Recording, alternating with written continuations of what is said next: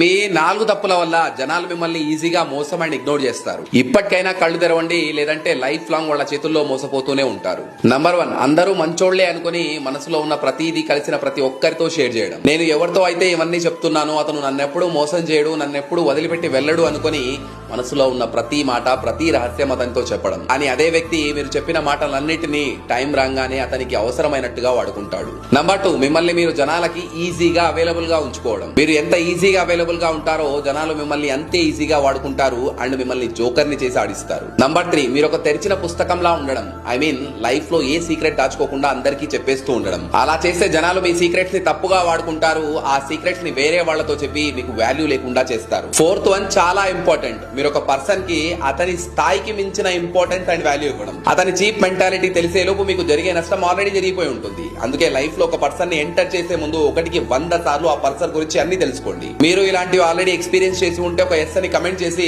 Life easy చేసే మరిన్ని videos కోసం మన పేజ్ ని ఫాలో అవ్వండి.